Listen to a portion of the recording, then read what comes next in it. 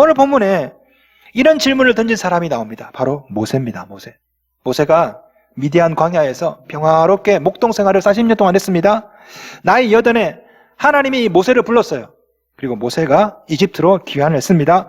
이집트에 딱 와서 보니까 자기 동족들이 너무나 기가 막히게 살고 있는 거예요. 야, 어떻게 이렇게 못 살 수가 있을까? 이렇게 어렵게 살 수 있을까? 이렇게 학대를 당하고 있을 수 있을까? 너무나 비참합니다. 그래서 하나님께서 시키신 대로 바로에게 찾아갔습니다. Let my people go. 내 백성을 내보내라. 내보내달라. 이 모세의 요청은 이런 자에 거절당했습니다. 내가 하나님 여호와가 누구간데 이러면서 바로 거절당하죠. 그것 때문에 오히려 이스라엘 백성들이 더 고통을 당하게 되었어요. 집도 주지 마라. 고통을 노동을 2배로 늘려라. 그러다가 이 모세가 자기 동족에게도 배척을 당하는 지경에 처하게 되었습니다. 자, 이때 모세가 하나님께 와가지고 하나님께 3가지 질문을 던져요. 첫째 질문은 자기 동족이 왜 학대를 당해야 되는지 이유를 모르겠다 이거죠. 22절 볼까요?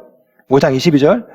모세가 여호와께 돌아와서 아뢰되 주여 어찌하여 이 백성이 학대를 당하게 하셨나이까? 두 번째 질문은 왜 나를 불렀냐 이거죠. 22절. 어찌하여 나를 보내셨나이까? 이 22절 한 구절 안에 어찌하여라는 말이 2번 나옵니다. 어찌하여 원어를 보시면 하나님께 따져 묻는 겁니다. 하나님, 이스라엘 사람들이 뭔 죄가 있어서 이렇게 학대를 당합니까? 왜 나를 보냈습니까? 나를 보냈으면 기적을 베풀어 주셔야지. 왜 하나님 잠자코 보고만 계십니까?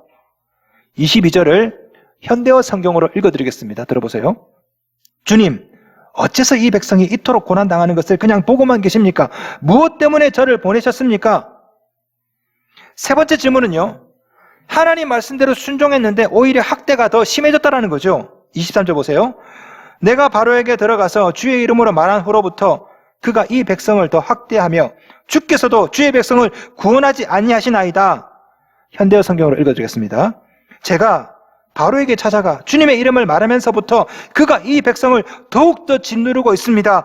그런데도 주께서는 주님의 백성을 구해낼 생각조차 하시지도 않습니다. 지금 모세가 열받아가지고 하나님께 막 질문하는 겁니다. 하나님 도대체 이게 뭐냐고? 왜 저렇게 고통당합니까? 가만히 계실 거면 왜 나를 보냈습니까? 내가 가서 하나님 말씀대로 순종했는데 내 백성들은 고통을 더블로 지금 당하고 있습니다. 하나님 어디 계십니까? 왜 가만히 계십니까? 지금 모세는 이게 이해가 안 되는 겁니다. 그렇게 하기 싫다고 그렇게 여러 번 말씀드렸는데 굳이 하나님이 일을 맡기셨는데 그럼 도와줘야지. 순종했는데 근데 오히려 욕만 더 얻어먹어요.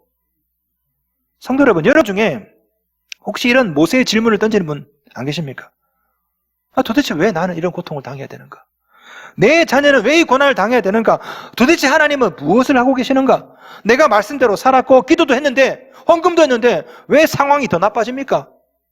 22절, 23절. 주님, 어째서 이 백성이 이토록 고난당하는 것을 그냥 보고만 계십니까? 무엇 때문에 저를 보내셨습니까? 제가 주님의 이름을 말하면서부터 더욱더 짓누르고 있습니다. 그런데도 주께서는 주님의 백성을 구해낼 생각조차 하시지도 않습니다. 이유가 뭘까요?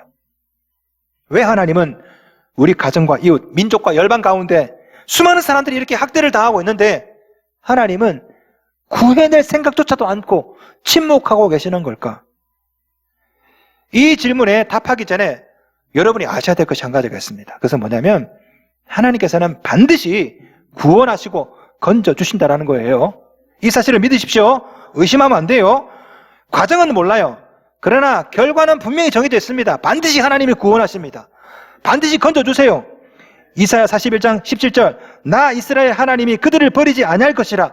시편 9편 10절 주를 찾는 자들을 버리지 아니하심이니이다. 하나님 건져주십니다. 오늘 본문에서도 하나님께서 이 모세의 질문에 답하기 전에 미리 1절에 결과를 미리 말씀하세요. 1절 여호와께서 모세에게 이르시되 이제 내가 바로에게 하는 일을 내가 보리라. 강한 손으로 말미암아 바로가 그들을 보내리라. 강한 손으로 말미암아 바로가 그들을 그의 땅에서 쫓아내리라.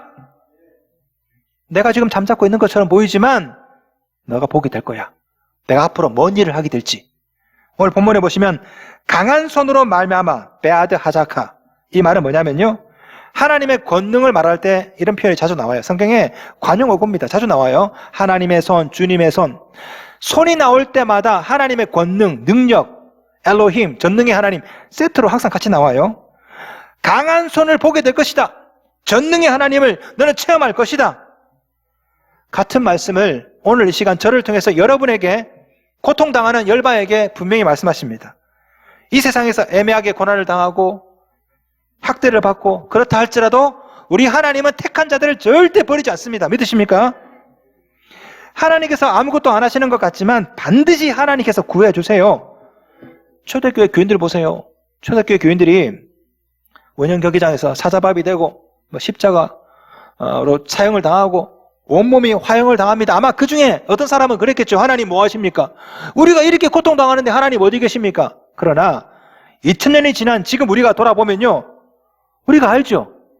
하나님이 구하셨습니다. 로마를 복음화 시켰어요. 과정은 좀 어려움이 있을지라도 결과는 분명히 알아요. 하나님이 반드시 구해 주십니다. 우리나라도 얼마나 어려웠습니까? 수많은 순교자들이 있었고요. 그러나 지금 와서 보면 세계에서 아주 모범적인 그런 기독교 국가 아닙니까?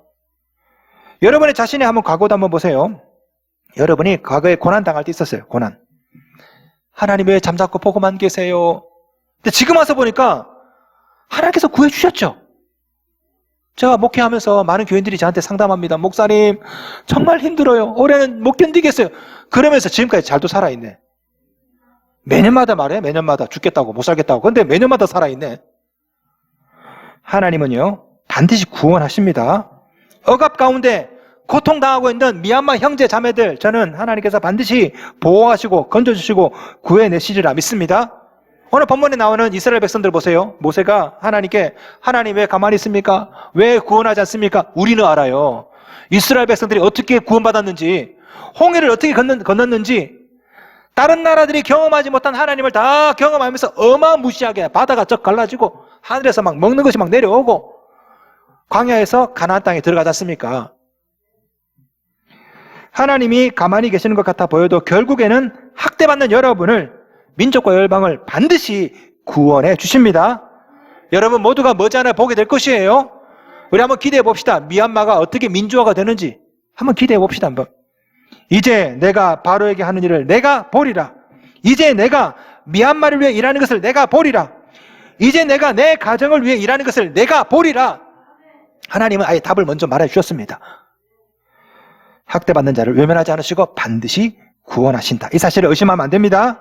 자, 그렇다면 왜 지금 당장 구원하지 않습니까? 왜? 예? 우리 질문은 그거 아니에요. 10년 뒤 말고 20년 뒤 말고 지금 당장. 이왕 구원할 것 같으면 10년 뒤 20년 뒤 말고 지금 해주면 안 됩니까? 지금 당장. 이유가 뭘까요? 왜 하나님께서 지금 당장 구원하지 않고 지금 잠깐 침묵하실까? 왜 그럴까요? 이유가 있습니다, 여러분. 그것은 하나님을 체험하게 하기 위해서, 하나님을 알게 하기 위해서 잠시 침묵하시는 거예요. 여러분, 별이 언제 잘 보입니까? 별은 밤에 보여요. 낮에 안 보인다고. 밤이 되어야 반짝반짝 빛나는 별이 보이는 겁니다. 하나님도 마찬가지죠. 하나님 평소에 안 보입니다. 하나님 소리도 안 들려요. 하나님이 언제 보입니까? 인생의 밤이 찾아와야 하나님이 보여요. 인생의 어둠이 찾아왔을 때, 사업이 망하고 자식이 속썩이고 온몸에 막 병이 있고 하나님이 안 계신 것 같아. 그런데 희한하죠. 그때 하나님이 보여요. 저기 인생의 동쪽에서 반짝반짝 빛나는 하나님이 그때 보인다고요. 여러분, 설교가 언제 잘 들립니까? 설교가 고난당할 때입니다. 고난당할 때. 하나님께서 침묵하실 때 그때 설교가 잘 들려요. 어떻게 보면 참 역설적이죠. 하나님이 열심히 일할 때는 하나님을 보려고 하지 않아. 근데 하나님께서 아무것도 안 하시면 하나님을 보려고 길을 쓰고 오거든요. 이게 참 희한하죠. 목사로서 솔직히 설교할 때 꾸벅꾸벅 조는 사람 있잖아요. 그 사람이 어느 날 갑자기 안 졸고 설교를 들으면 불안합니다. 졸아야 되는데 왜 듣고 있지? 집안에 무슨 우환이 있나? 새벽에 안 나오는 교인 있죠. 근데 새벽에 갑자기 나오잖아요. 설교할 때 신경 써요. 집에 무슨 일 있나? 왜 그렇습니까? 사람은 하나님이 침묵할 때 하나님 말씀에 귀를 기울이려고 해요. 이게 참 희한하죠. 하나님이 보고만 계셔야 하나님을 보려고 애를 쓰거든요. 그게 인간입니다. 하나님을 알게 하는 것, 하나님을 체험하게 하는 것, 이것이 하나님의 침묵의 이유 중에 하나예요. 여러분이 생각하는데 왜 하나님 아무것도 안 하십니까? 하나님 어디 계십니까? 평소에는 이런 질문도 안 해요. 언제 이런 질문 합니까? 하나님이 침묵할 때. 그때 기를 쓰고 나와서 하나님 어디 계시냐고. 평소에는 하나님 생각도 안 한다니까요. 오늘 본문에서도 우리 하나님은 모세의 질문에 답을 하십니다. 먼저 정답을 알려주셔요. 모세야, 걱정하지 마라. 내가 반드시 구해준다. 그러면서 우리 하나님께서 논리적으로 모세의 질문에 답하십니다. 어떻게 하냐? 3절 보겠습니다. 내가 아브라함과 이삭과 야곱에게 전능의 하나님으로 나타났으나 나의 이름을 여호와로는 그들에게 알리지 아니하였고, 무슨 말이냐면요, 이전에 아브라함에게 이삭에게 나는 기적의 하나님 엘로힘 전능의 하나님으로 내가 보여줬다. 응? 아브라함에게 100세 아들 주고 이삭에게는 농사 지었더니 막 100배가 되고, 내가 이전에는 전능의 하나님 기적의 하나님으로 계시해 줬는데 이제부터는 내가 다른 하나님을 계시해 주겠다. 어떤 하나님일까요? 6장 5절 봅시다. 중간에 이스라엘 자손의 신음소리를 내가 듣고 신음소리를 들으시는 하나님. 6장 7절 봅시다. 나는 애굽 사람의 무거운 짐 밑에서 너희를 빼낸 너희 하나님 여호와인 줄 너희가 알지라. 너희의 신음소리를 듣고 무거운 짐 밑에서 빼내주신 하나님, 그 하나님을 알지라, 알게 해주겠다. 히브리어로 야다입니다. 알지라. 이 말은요, 깨닫다라는 뜻도 있지만 경험하다, 체험하다, 혹은 성관계를 하다, 이런 뜻도 있습니다. 너희가 알게 될 것이다. 너희가 체험하게 될 것이다. 어떤 하나님? 전능의 하나님일 뿐 아니라 사랑의 하나님.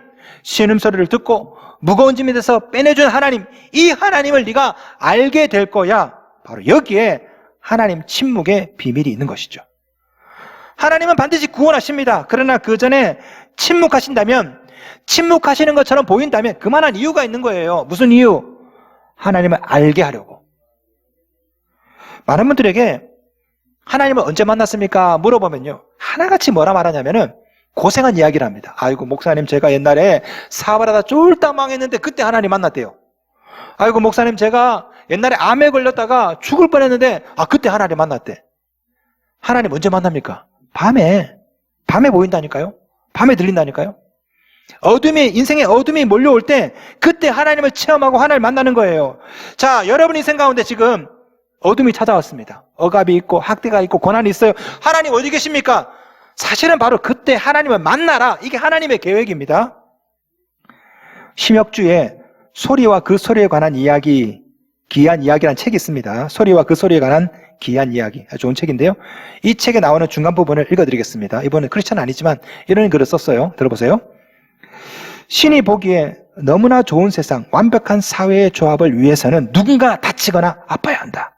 그래야 사람들은 맞아, 죽음이 있었지 하고 신에게 고개를 숙인다. 인간들은 자신이 어찌할 수 없는 공경에 처하거나 죽음에 이르러야 비로소 신을 찾거나 신이 제시한 법칙을 기억하기 때문이다. 정확하게 우리 인간의 본성을 꼬집은 그런 글이 아닐까 싶어요. 사람이 그렇죠. 누군가 다치고 아프고 상하고 망하고 희한합니다. 그래야 하나님을 찾아요. 그래야 하나님을 보려고 해. 잘 먹고 잘 살고 부자 되면요, 연봉 5천만 원 되고 그러면 하나님이 필요 없어. 이 지구상이 뭐 천국인데 뭔 천국이 무슨 관심이 있겠습니까? 사업하다 망하고 주식 말아먹고 부동산 박살나고 이래야 안 보이는 하나님이 보입니다. 그 하나님을 찾으러 새벽에 막 기어 나오고. 그러므로 성도 여러분, 하나님의 침묵 가운데 여러분이 해야 될 일이 몇 가지가 있어요. 첫째는요, 하나님을 만나셔야 되는 겁니다. 고난 가운데 하나님을 만나지 못하면 고난의 의미, 하나님 침묵의 의미가 없는 거예요.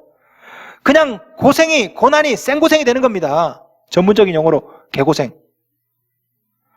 고난이 개고생이 안 되려면요, 고난 가운데 하나님을 만나고 체험하고 알아야 되는 겁니다. 그래야 고난의 의미가 있고 하나님 침묵의 의미가 있는 거예요. 하나님을 보려고 나오셔야 돼. 하나님 말씀을 들어보려고 나오셔야 됩니다. 원망해도 좋아요. 모세처럼 하나님 어디 계시냐고, 왜 가만히 계시냐고. 집에서 자는 것보다 나와서 물어보세요. 하나님 어디 계시냐고. 하나님의 계획은 여러분을 괴롭히려는 게 아닙니다. 여러분이 하나님을 만나는 것, 이게 하나님의 마스터 플랜이에요. 그래서 반드시 여러분을 구원하실 건데 잠시 유보하는 겁니다. 만나러 나오라고. 여러분 인생 가운데 억울한 학대가 있고 고난이 있다면 그것은 날마다 술 마시고 원망하라 이 뜻이 아니라 나를 만나라, 나를 부르짖으라, 나를 찾으라 주신 인생의 기회입니다. 7절 말씀, 6장 7절. 나는 애굽 사람의 무거운 짐 밑에서 너희를 빼낸 너희 하나님 여호와인 줄 너희가 알지라. 알아라. 경험해라. 하나님의 침묵 가운데 우리가 해야 될 일이 하나 더 있습니다. 하나님을 만날 뿐 아니라 여러분이 만난 그 하나님을 이웃에게 증거하는 거죠. 우리 모두는 수많은 하나님의 침묵 가운데 하나님을 만나고 체험하며 여기까지 왔습니다. 그리고 그 하나님을 지금도 다 만나고 경험하고 있죠. 자, 우리에게 남겨진 사명이 뭘까요? 우리가 경험한 우리와 비슷한 사람들에게 증거하는 거죠. 우리가 믿는 하나님은 전능한 하나님이다. 사랑의 하나님이다. 그 하나님 나를 이렇게 건져주셨다. 이 사실을 이웃에게, 동족들에게, 미얀마 사람들에게 알려주는 겁니다. 이것이 바로 모세에게 주어진 사명이자 오늘 여러분에게, 우리에게 주어진 선교적 사명인 줄로 믿습니다. 오늘 본문 6절부터 8절까지는 모세에게, 이스라엘 사람들에게 증거하라고 명령하신, 분부하신 명령이 쭉 나와요. 6절부터 8절이 쭉 하나님 혼자 막 말씀하세요. 핵심이 뭘까요? 모세야, 너는 이스라엘 사람들에게 알려주어라. 나 여호와는 전능한 하나님일 뿐 아니라 신음소리를 듣고 무거운 짐이 돼서 빼내주는 하나님이다. 이 사실을 좀 알려주어라. 이 사명을 모세에게 주는 겁니다. 6장 8절 볼까요? 내가 아브라함과 이삭과 야곱에게 주기로 맹세한 땅으로 너희를 인도하고 그 땅을 너희에게 주어 기업을 삼게 하리라. 나는 여호와라. 하셨다. 하라. 이 말 전하라고. 지금 네가 만난 경험한 이 하나님, 네 동족들에게 가서 전해라. 물론 이렇게 해도 비웃음을 살 수 있습니다. 모세가 이 말 듣고 이스라엘 민족에게 가서 얘기했어요. 하나님이 이렇게 말씀하셨다고. 6장 9절 보세요. 모세의 말을 듣지 아니하였더라. 아무도 안 들어요. 그럼에도 불구하고 하나님은 모세에게 한 번 더 말씀하십니다. 6장 13절, 오늘 2절입니다. 다 같이 읽겠습니다. 시작. 여호와께서 모세와 아론에게 말씀하사 그들로 이스라엘 자손과 애굽 왕 바로에게 명령을 전하고 이스라엘 자손을 애굽 땅에서 인도하여 내게 하시니라. 내가 만난 하나님을 알게 할 뿐 아니라 그들을 직접 구해내라. 누가? 모세 네가. 바로 여기에 학대받는 것을 가만히 보고만 계셨던 침묵의 이유가 또 하나 나와요. 뭡니까? 바로 여러분을 통해 일하기 위해서. 여러분이 하나님의 답이요 하나님의 방법이기 때문에 그렇습니다. 여러분 자 보세요. 우리 하나님께서 왜 침묵하실까요? 왜 가만히 계실까요? 여러분이 먼저 하나님을 경험하고 여러분이 경험한 그 하나님을 이웃에게 증거하라고. 이것이 하나님 침묵의 이유인 것입니다. 모세는 하나님께 질문했죠. 하나님 어디 계시냐고. 왜 가만히 계시냐고. 그런데 하나님이 답하세요. 그거는 내가 질문할 말이다. 그건 내가 할 일이 아니라 네가 할 일이야. 네가 할 일. 네가 일해야 내가 일하잖아. 하나님은 사람을 통해서 일하시거든요. 여러분, 하나님이 고통 중에 있는 여러분 가족, 이웃들, 하나님 왜 우리 남편이 이렇게 고생하는 것을 보고 계십니까? 우리 자녀가 이렇게 고생당하는데 하나님 왜 뭐 하십니까? 사실은 하나님이 아니라 여러분이 보고만 있었던 거예요. 여러분이 아무 일도 안 하고 가만히 보고만 있었던 거죠. 왜? 여러분이 팔짱만 끼고 있으니까 하나님도 일을 못하는 거야. 여러분이 일을 해야 하나님이 일하시거든요. 홍해의 기적을 볼까요? 모세가 손을 내밀을 때 그때 홍해가 갈라졌습니다. 잘 보세요. 누가 기다렸을까요? 하나님이 기다리신 거예요. 하나님이. 누구를? 모세를. 모세가 손 내밀 때까지. 만약에 모세가 1시간 뒤에 손을 내밀었다면 하나님도 1시간 뒤에 일하시는 거죠. 1시간 빨리 손을 내밀었다면 하나님이 1시간 빨리 일하시는 거죠. 하나님은 모세를 통해서 일하셨습니다. 비슷한 이야기가 신약성경에도 나옵니다. 오병이어 사건. 떡 5개 물고기 2마리로 수천 명을 먹였던 사건 있지 않습니까? 우리 예수께서 뭐라 말씀했습니까? 제자들에게 너희가 먹을 것을 주라. 오병이어 기적이 언제 생겼습니까? 어린아이가 떡 5개 물고기 2마리 드렸을 때? 아닙니다. 떡 5개 물고기 2마리 드리고 제자들이 이것을 나눌 때 일어났죠. 기적이. 홍해 기적과 똑같아요. 모세 기적과 오병이어 기적 똑같습니다. 모세가 손을 내밀 때, 제자들이 떡을 나눌 때 바다가 갈라지고 오병이어 기적이 났습니다. 사실은요, 예수님이 기다리신 거예요. 제자들이 잠자고 있었던 것이고, 우리는 하나님께 부르짖습니다. 하나님 어디 계십니까? 왜 잠자고 보고만 계십니까? 사실은 이 질문을 하나님이 하셔야 되죠. 왜 너는 가만히 있느냐? 왜 너는 잠자고 있느냐? 네가 손을 내밀어야 내가 홍해를 가를 거 아니냐? 네가 물질을 나누어야 내가 오병이어 기적을 베푸는 거 아니냐? 하나님이 일하시지 않은 것이 아니라 사실은 우리가 일 안 한 거예요. 내가 하나님 만났으면서도 이 하나님을 증거하지 않는 거지. 하나님은 지금도 일하고 계십니다. 여러분을 통해서. 이 일을 하라고 여러분에게 먼저 체험하게 하신 거예요. 네가 경험한 하나님을 전하라고. 우리 하나님은 우리가 내는 신음소리를 외면하지 않습니다. 반드시 무거운 짐 밑에서 꺼내주세요. 그래서 우리 주님께서 이렇게 말씀하십니다. 수고하고 무거운 짐자들아 다 내게로 오라. 내가 너희를 쉬게 하리라. 오늘도 수고하고 무거운 짐진 여러분, 주님께서 오라 하십니다. 주님께 가면 살 수가 있어요. 무거운 짐 밑에서 우리 주님이 여러분을 꺼내주십니다. 여러분 주위에는 바로 여러분 같은 사람들이 또 있어요. 우리의 선교적 사명은요, 우리의 과거의 모습을 갖고 있는 우리 이웃들, 내 자녀들, 내 배우자들, 친척들에게 내가 만난 하나님, 나를 꺼내주신 하나님을 증거하고 전하는 것입니다. 증거하고 전하는 것은 내 일이고요, 기적은 하나님이 하실 일이고, 우리가 증거하면 하나님이 홍해를 가르치고 오병이어 기적을 베풀 줄로 믿습니다. 전 세계에는 26,000명의 선교사가 있습니다. 16,500 종족 중에 7,000 종족이 미전도 상태입니다. 세계 인구의 3분의 1은 단 한 번도 예수를 들어보지 못한 사람들입니다. 전 세계에 1억 4천만 명의 고아가 있습니다. 1억 4천만 명. 1억이 빈민으로 절대 빈곤층이 1억이나 됩니다. 15억의 사람들은 하루에 1,300원 이하의 돈으로 살아갑니다. 15억. 1,300원으로 새끼를 해결해야 돼요. 15억이. 1시간이 지날 때마다 72명의 여자와 아이들이 노예로 팔려갑니다. 11시에 예배 시작해서 지금 12시인데요. 이 1시간에 72명이 노예로 팔려갔어요. 1시간이 지날 때마다 237명의 사람들이 에이즈로 죽어가고 있습니다. 이 1시간 동안 237명이 죽었습니다. 1시간이 지날 때마다 869명의 사람들이 굶어서 죽어가고 있습니다. 우리가 예배드린 이 1시간 동안에 약 900명의 사람들이 이미 굶어서 죽었어요. 이런 상황 가운데 많은 그리스도인들이 하나님 어디 계시냐고, 이거 너무 불공평한 거 아닙니까? 우리 하나님이 왜 잠잠하실까요? 사실은 우리가 잠잠해서 그런 거죠. 우리가 경험한 하나님, 우리 혼자만 믿고 있고, 우리 혼자 잘 먹고 잘 살고 이러다 보니까 하나님도 일하지 않은 셈이 돼버리는 겁니다. 우리가 일하지 않기 때문에. 하나님의 계획은 모든 사람들이 구원을 받는 겁니다. 모든 사람들이 하나님을 아는 거예요.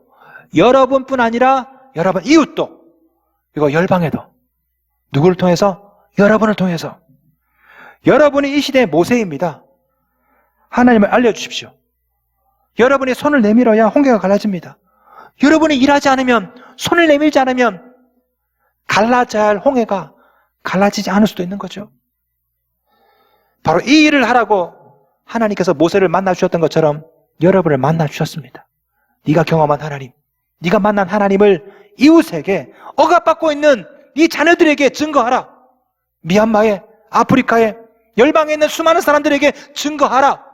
성도 여러분, 우리 모두는 이 시대의 모세들입니다.